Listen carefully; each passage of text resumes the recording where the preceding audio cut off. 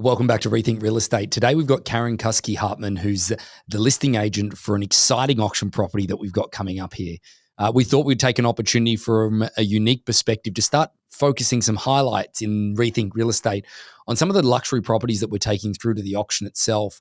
Again, this is a property that definitely is worth a look. From some of the unique properties that we've featured on here before, like Soma, this property here is very unique for the Dallas marketplace. Karen is a listing agent out of the Dallas marketplace, very passionate about the process, got a lot of spunk and vigor about her as well. And she talks a little bit about how she selected Harcourts auctions in the process of trying to get this awesome listing sold. Thanks so much. Hopefully you enjoy. Welcome to Rethink Real Estate. My name is Ben Brady, and this is a real estate podcast aimed to deliver sales strategies, marketing tips, and business insights from industry experts and myself to build a listing-focused business for the future. Let's get into it. Karen, welcome to Rethink Real Estate.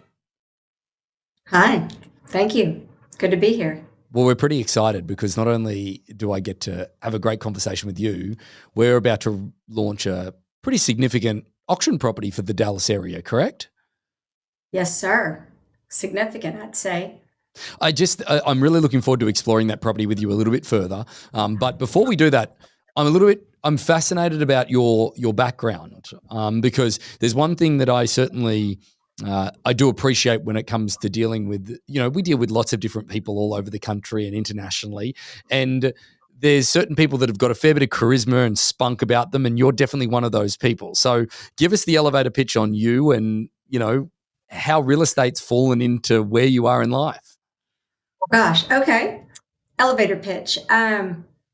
Definitely fell into real estate. I was in the ad business for years, and I came out of CBS, Viacom, and in 2004, I watched something called Carlton Sheets No Money Down on a VHS tape. Remember VHS tapes? I do. And I wanted to start flipping houses. So I actually started flipping houses. And when I was flipping the houses while I was in the ad business, I thought I can sell these things.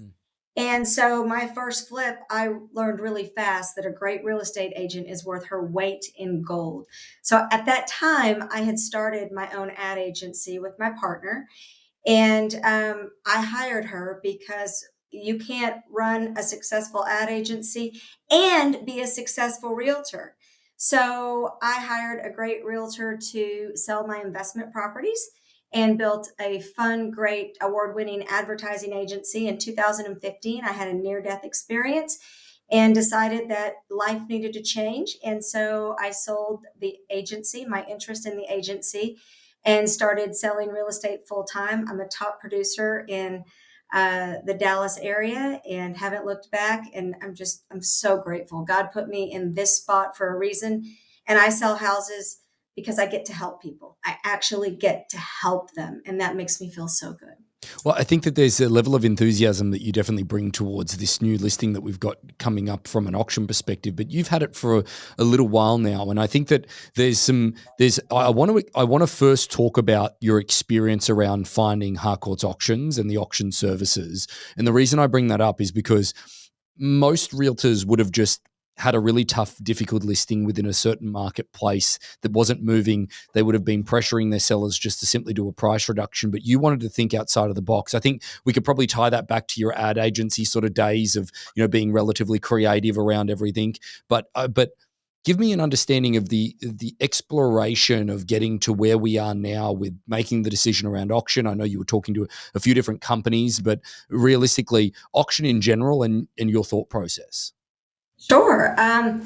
You're right. A lot of times realtors will go to their clients and say, it's not moving, let's slash the price. This house is different. This house sits in a town that is a suburb of Dallas. And we not only have to sell this gorgeous house, we have to sell the town called Waxahachie. And the auction is a strategic play. So there is a lot of clutter in the space, not just in the space of real estate, but in the space of social media. You go on LinkedIn, TikTok, Instagram, wherever you go, even Google, you're just inundated with ads, with messages. So how do we break through the clutter and rise to the top? And so to me, I started talking to a few agents, and an agent that I respect so much, she said to me, Karen, have you considered an auction? And I get called by auction companies all the time. And it's not right for every property in my mind at the time. And so I really value her opinion, and so I started interviewing auction houses, and I asked the sellers, if instead of reducing the price, why don't we be incredibly strategic, since we're going to reduce it anyway, and consider auctions? And they said, okay, we're open, but let's interview. So they trusted me enough to go interview auction houses. And I interviewed many, many. It became exhausting. And I've learned so much. I landed on you guys because of your structure, your history. You've been in business over 100 years. You operate in over 11 countries. And I love that. And once I talked to your team and then you, we had a connection. So I'm drinking the Kool-Aid, I believe, and I'm excited for this opportunity and what I'm going to learn. And I'm a firm believer that everything happens for a reason. I really do. And so this is exciting, not to just me, but also the sellers and the agents and my peers and my network that I've talked to about this, because this strategy, when I first looked at the strategy, I'm thinking, first I thought distressed properties and it's not for me. Well, that's not true. And then I thought only luxury. Well, that's not true either. So I have learned so much. So there is going to be a part two on my auction education and series. So stay tuned for that. There you go. Well, I think that this is where I want to. This is where I want to dive into a little more about this specific property, because I think that we want to take a distinct opportunity to sort of shed some light on probably an area. First of all, let's go to the area first that people might not be 100% familiar with and don't really 100% know. Because at the end of the day, when you say Dallas, immediately comes to mind Cowboys, obviously, football. But then there's also, I would go as far as to say that there's an immediate, I think of Texas and I think of Dallas. I don't know why, but like Dallas, I don't think of, now you're going to help me with the pronunciation of this because I'm going to absolutely get this wrong because of my accent, of course. Waxahachie. Oh, you did it very well. You've been There we go. practicing. Waxahachie. Oh, geez. Okay. I had a property in Australia that I still remember is the most difficult name that I ever had to pronounce. It was 1785 Maraju Yucca Road, Balnagowan. Yep. That's way harder than Waxahachie. Waxahachie. There you go. That's all. See, all I need to do is I'm a parrot. I just need to listen to you say it because you say it so perfect. But I think that we need to shed some light on a little bit. First of all, there is a song, and I'm hoping Chris can play that and put it in the playback in some way, shape, or form when he edits this. But there's a song for Waxahachie. Amanda Lambert, yes, sir. She sings a song about Waxahachie, and actually, it's very popular right now. And when you turn on the radio today, you probably hear it. That's right. But I think that there's another part of this that I was fascinated to learn also, is that it's actually the scene for over 30 motion pictures as well, like Academy Award winning sort of big motion pictures. Like, again, it's not something that like you think of Dallas, but you don't think of Waxahachie. It is a mecca for movie productions. There have been over 30 movies produced in or shot in Waxahachie, and Places in the Heart, which Academy Award winning, that was one of them. But there's many. There's over 30 movies that have been shot there, and it is still a mecca for movie shoots, commercial productions, and things like that. So it's a very special place. And you can imagine if they're shooting movies there, it's very picturesque. Lots of history in Waxahachie, and Waxahachie is the is the is the seat. I'm sorry, Waxahachie is the county seat of Ellis County. Uh-huh. So tell me about this though, because again, obviously in our knowledge of trying to get to know the area a little bit more, because like I think that one of the things that people can look up and it's public record is that this property it has been on the marketplace a little while, but this is the most expensive property at the moment on the market, and probably quite possibly one of the highest property sales of a residential property that is within the area will be this property, because it certainly should achieve that considering the nature of what it is. There's no question. We'll get to a little bit more specifics on it shortly, but it's close to the Metroplex. Tell people what the Metroplex is if they don't know what that is. So the Metroplex, you'll hear it a lot of different ways. We live in North Texas, and the Metroplex is the Dallas Fort Worth area. Right. And you're right. It's home of the Cowboys. It's home of the Stars. It's home of the Rangers, the world champion Rangers. We've got a lot of great things going here. It's a great place to live. And we're very friendly as a state to business, which is why people are moving here in droves. Mm. Yeah. There's a part of, speaking of droves, Morgan Stanley just moved their headquarters to Dallas. Yes, their new headquarters is downtown, and it will house 5,000 employees. We're very happy to have them. Yeah, it's amazing. It is amazing how Texas has seen the influx that it has as well. I think that Texas has always been a wonderful place. There's no question about that. It's got its own swagger. I think that state. Now, again, this is a complete outsider. I'm an Australian talking about American states here, so forgive me. But but it does have it. The people have its own swagger. It has its own reputation. But I think it's been a real benefactor of COVID. I think it's been something Oh, where certainly. a lot of people move there. It's seen a lot of influx. It's one of those states, like whether it be Tennessee, whether it be Texas, whether it be Oregon, whether it be Florida, that has seen a great deal of inbound based on people moving out of those sort of urban hubs. But I do see the one thing that I really want to make mention to, like, this property is 40 minutes from downtown Dallas or the greater 33. 30. There you go, 33. 33. 33. You're not driving fast No, enough. I do. 33 minutes from downtown Dallas. And I think that the other thing also is that when it comes down to this being a particular area of Dallas, it's sort of one of those untapped areas, because I think that when somebody looks at this property, as we always do this type of analysis before we bring any luxury property to marketplace, is we look at the sustainability of that area. Because what I mean by that is that, for example, let's say that you sell a property in Bel Air. You know that brand reputation is always going to hold stead for, the test. It's already done that through the test of time. You know that your dollar is safe there, regardless of it being in California or not, and whatever your viewpoints are of California. But the other thing is that it comes down to trying to find the marketplaces where you are going to see that capital growth into the future. Because if you buy in, say, some of the more, known areas of Dallas, they've probably seen that capital growth, Karen, and you're going to tell me if I'm wrong here. But, Waxahachie, okay, did I say it right? We'll let it go. We'll let it go. This is an area that's seeing pretty big development in it. So the Dallas Cowboys owner, Jerry Jones, he's putting a pretty large investment into that area or close by that area with a 120-acre development site. Is that right? He is. He has partnered with Lincoln Properties, and it is mixed use development. So retail, residential, warehouse, commercial. He's got the plan. Now, Jerry Jones is the owner of the Dallas Cowboys. And a lot of times when people look at Dallas, they look north. And you'll hear a lot of things about Plano and Frisco. That is North Dallas. So North Dallas has boomed. Jerry Jones built the $1 billion mile, billion with a B, $1 billion mile in Frisco. And so now he's got his sights set on Waxahachie with Lincoln Properties. And the first residents of that area that he's bringing to Dallas is Fanatics.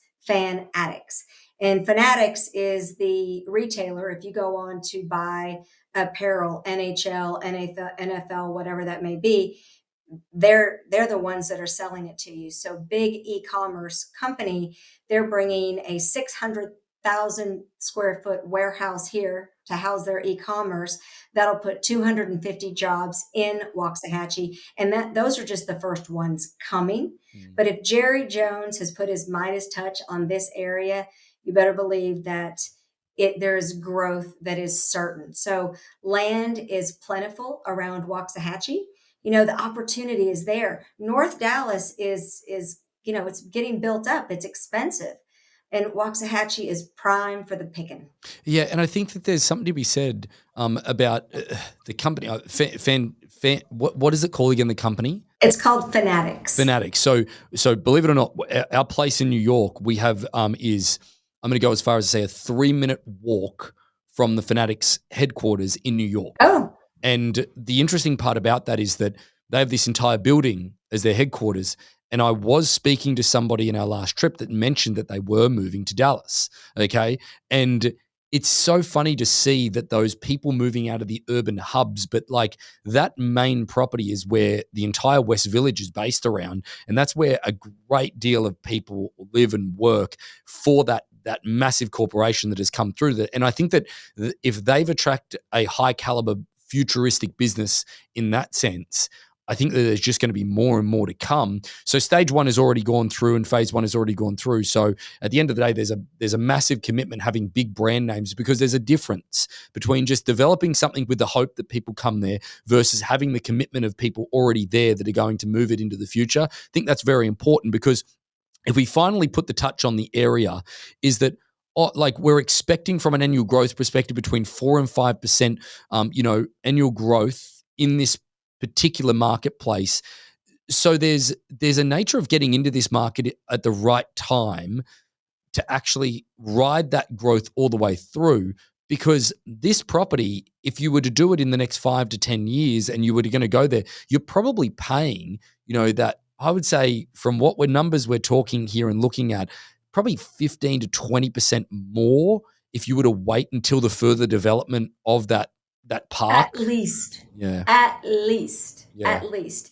And there's just more and more coming to Waxahachie. There's just so much growth that it's exciting. It's been a great kept secret, and now the people in Waxahachie are probably going to be mad, going, "Stop telling about our town," because it truly is.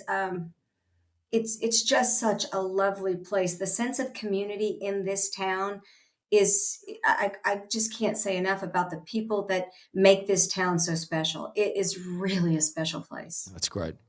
Well, let's get specific about the property here because that's really one of the more emotional trigger points that you will find is that not only is it backed up by a great area, then you've got this. I'm Yes. I'm going to say unique because I've got to be honest. Is that when I looked at it for the first time, I'm like, wow, I didn't expect that. Like there's some definite design elements to this property that have you wondering, how did they do that? The level of quality, it just reeks quality. It's just, it is obviously been done to the nines. When was it built? It was built in 2022. It's new. It's That's, new. 2022 is like yesterday. yeah. Yeah, and I think that there's a part of this also, like, give us the description of sort of, the lay of the land, like bedrooms, bathrooms, all of those things. Sure, sure, sure. Well, first of all, the home was built by Clayton Anderson Construction. The seller owns Clayton Anderson Construction, and Okay. his attention to detail is phenomenal. Can I The double le- click? I just want to double click on that point there, but Karen, before we get too carried away to it, is that to have the builder himself or the owner of the company build it, there's one thing that I can guarantee, having sold as much real estate as I ultimately have, as this sounds egotistical, but excuse me for a moment as I pat myself on the back, is that when you deal with the builder and you deal with at their own property, I guarantee you it's been overbuilt, which is what you want. yes, the level of detail is insane, Yeah. and they are the nicest, most genuine people. When you work at this level, you meet all kinds of different people, solid, nice, genuine people that have built a really great product, and they're just ready to move on. It's amazing. It is 6 bedrooms, and when I say bedrooms, I mean bedrooms. These things are every single bedroom is huge. Every single bedroom has its own private ensuite. Huge closets. The master bedroom is actually downstairs, but there's 2 other bedrooms downstairs that I would easily call master bedrooms. Mm, And one of them is ADA compliant. right. So he's really thinking ahead. 7 fireplaces. My favorite feature of the house this tells a lot about me, is an 800 bottle wine room. It's glorious. I just love it. You and I just continue to get along absolutely fine. Okay, just so you know. I could stay in the wine room. I would just like the wine room. It's great. So the house actually wraps around this 65,000 gallon indoor pool. So That's the house crazy. wraps around the pool, and the pool room has a fireplace, a living room, a full kitchen, and it has a dehumidifier. So it takes water out of the air and actually puts it back into the pool. And so, sometimes when you walk into a room with a pool, it's humid, it smells like chlorine. It's not like that at all. It is just really beautiful. And the house has sliders that open up onto the pool. Yeah. So the pool opens up onto this beautiful gym. The gym has a sauna. The kitchen and the family room opens up onto the pool. There is a formal living room. It's just I wanted to mention on those key points there. The photo that catches me off guard most of the time when you go through them, and I'm obviously just going through them as this to make sure that I'm triggering a few things. The lounge room by the side of the pool is just something that, like again, it's one of many, but like it's just something from an entertainment perspective that it honestly you can immediately visualize Thanksgiving, Christmas, all of those times. The kids are jumping in the pool, but you don't have to be outside in the elements either if you want to control the climate and everything along those lines. And I think that that's a really important point that a lot of people don't understand. So I sold a property recently that had an indoor pool. They didn't have the dehumidifier. It stunk out the entire bottom level of the home. It was awful. It like honestly, and then when they figured out it was bad, that's fine. But then they put the dehumidifier in, which cost them a fortune, by the way. And then they had to remove all the drywall because oh, it had seeped in, and it was just again. So I think that there's an element of detail that people need to understand, and that this property has gone to as well. incredible. Yes, just the thought process that's gone in onto this beautiful house. One thing that I really love about this home is the seller has a grand library at home. So while he can, have breakfast in that room with his family before he gets on a conference call. It has a private entrance so he can actually conduct business meetings there. It'll host a 16-foot conference table. This is a grand library. It's got, beautiful bookshelves, fireplace, but 16-foot conference table and all the audio visual equipment. And then their music room is right next to this. So his thought process is, if I ever want to bump out my grand library and make it bigger or put office space on that wing of the house, it's there. So he's thought ahead very, very well. It's hard to Very imagine. well. It's hard to imagine putting more square foot on it. I just, like Well, you wouldn't have to. It's knocking a wall out. It's yeah, not adding square footage. It's just taking his music room and maybe making transitioning it. Yeah. transitioning it a little bit more. But so it's got all the smart home features because it's been built brand new. And I think that the thing that you can take, the confidence in with this property is that understanding that he's in the building industry. So he's probably put all the best things through the property. Not probably. I know that he has, the way that you describe it and the way that they've described it is that, this was their absolutely forever home. So the reality is that this is an opportunity for somebody to take a builder's home that he built for himself and have that level of infrastructure and thought that they put into it for themselves available to them. I guess that the thing that I think that what we should do is sort of ride the elephant into the room a little bit here, Karen. Okay.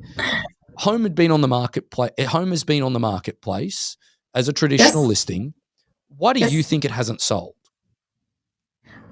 We're not just selling, like I said in the beginning, we are not just selling this gorgeous home. We're selling this gorgeous home in Waxahachie. Mm. When we listed the home, um, we listed it for 10 million. Yep. And at that price point, it was the most expensive home ever listed in Ellis County, the entire county, and will be the most expensive home ever sold in Ellis County. So I think that a lot of people don't understand what is happening in Waxahachie specifically, the things that we just talked about. So not just selling this beautiful home, but selling Waxahachie. That it's a big deal. And I think that, like I said, this auction and the communication points will allow us to sell both the not only the home but the why behind the home and the amazing opportunity that this home has to offer in the location that it is. So why did the sellers choose there? Is it a personal affection to it, but or is it something else? This property is on 5 acres. It backs to a natural creek. The seller drove past it over 10 years ago, and there was another home on the property. And he said, I want to have a house there one day.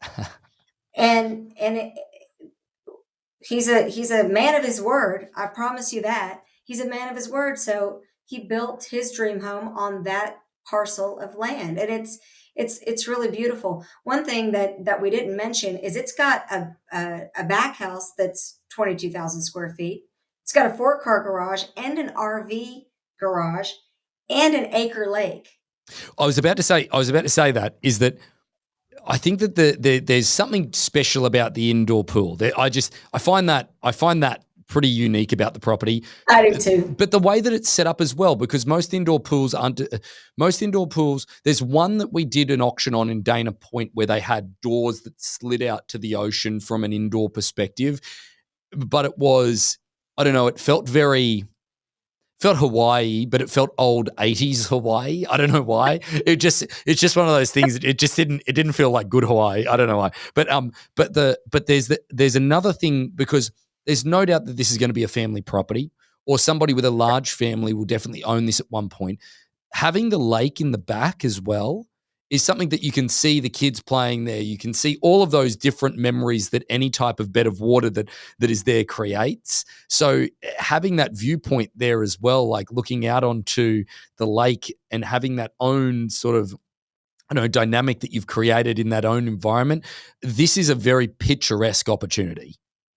Huge. One of the things that really touched me, whenever I list houses, I always ask the sellers, tell me the things that you love about your home and tell me your favorite memories that you've made here. And one of their answers was, they've got this lake stocked with trophy fish. Okay. And one of the answers was, catching fish with our kids. You know, that is not an extravagant activity. You know, remember catching your first fish, and when your kids catch their first fish.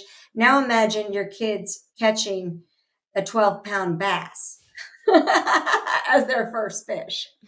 Well, I think that Pretty cool. there's something to be said that makes that even cooler, because this is going to be really bougie of me here, Karen. So forgive me. Okay. Bougie, I love Is it. that I've been on a few fishing trips here in the US because, we do a fair bit of business in the Pacific Northwest, and they've taken me up to do salmon fishing and all of these different things. It's so much fun when you're catching the fish. There's no doubt about it, but it's getting there, getting the wet weather gear, going out on the boat, and then also freezing your butt off, for lack of better terminology, okay? And then there's the seasickness that you got to deal with and all of that type of stuff. It's the same. People might say, well, that's part of the experience, Ben. No, I'd like to walk out of my back door and pick up a trophy fish in my pond that has been stocked for me and then go back inside. I think that's perfect. Nobody really likes fishing. Everybody likes catching. That's right. That's right. Well, I think that there's some things about this property that people won't really experience until they're absolutely there. There's a level of emotion that is very difficult to transfer over when you're pitching a property. But I think that there's a few things that I'd like to just go back through and I'd like to rehash from the perspective of this listing in its own entirety. I'm going to talk it from there's got to always be logic in the equation for somebody to fall emotionally in love with something. And the logic that I see here is that you get to be in a part of Dallas, right, that ultimately you've had the foresight to purchase here, and therefore that it'll have the foundation of capital growth into the future because you've sort of been the first to the area, and it's got that further investment that's coming along with it. These types of areas don't come around every day. You've got to make sure that you understand them, and hopefully we're exposing it to the right people that do, because this is an opportunity from a logic standpoint to allow your emotions to get into play. Go there, fall in love with the home and everything like that. Sure, that's going to be easy done when it comes to a property of this caliber that's been thought out. But then it's all backed up by, hey, if I buy this now, this is a solid opportunity for the future. And what I mean by that is that if you go to, and I use the mark, if you go to New York and buy in Manhattan, if you go to Bel Air and buy in Bel Air or Beverly Hills, if you go to Miami now and buy in certain parts of Florida, there is no more capital growth left for you at these price points. You're going to buy the property. It's probably not going to go down in value, but it's definitely not going to see the upside that ultimately you could see here, backed up by this perfect property as well that will be a staple and will be a hallmark for the area. Yes. Definitely an investment that will grow with the town. And you get the luxury of being near a major metropolitan area that is centrally located in the United States. It has a very close private airport, so you can still live your metropolitan life and live in a home in a town that still has that small town feel, the connectivity, while you're sitting on a nice investment that will grow quickly over the next 5, 10, 20 years.